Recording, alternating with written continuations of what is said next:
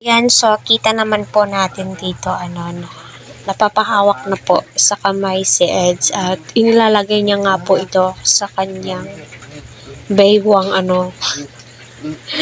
Ay nako, hindi na lang nila sabihin kung ano yung totoo po nilang status. Kasi nagwa-wonder na po lahat yung mga viewers dito na iba na nga daw po ang kinikilos ni Edu at saka ni Viancy. Although si Viancy, ganun pa rin po siya, At tila si Edu na din po yung pumipili ng mga damit ni Viancy na may susuot niya.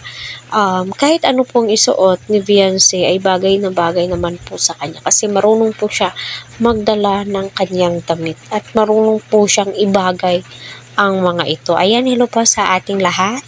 Naway patuloy po nating suportahan si Kalinga Prab, Kuya Val, Kalinga Edu at ang buong team. Huwag po natin skip ang kanilang ads. And syempre, ang naging tulay kung bakit natulungan ng Kalingap itong si Viancy na itong si Dr.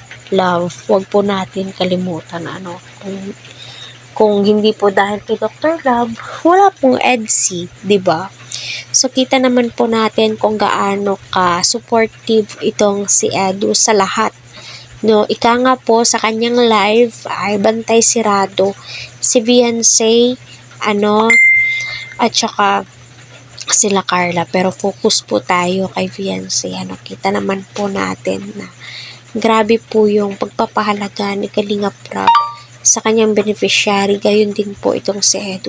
So dito pa lamang po sa picture po sa ating thumbnail ay mapapaisip ka na po talaga, ano to, content lang ba, love team lang ba, parang iba na kasi kung serye-serye lang po, hindi po ganito, 'di ba? Pagkatapos ng video, tapos na, alam naman po natin na itong si Viancy ay may pagtingin naman po kay Edu.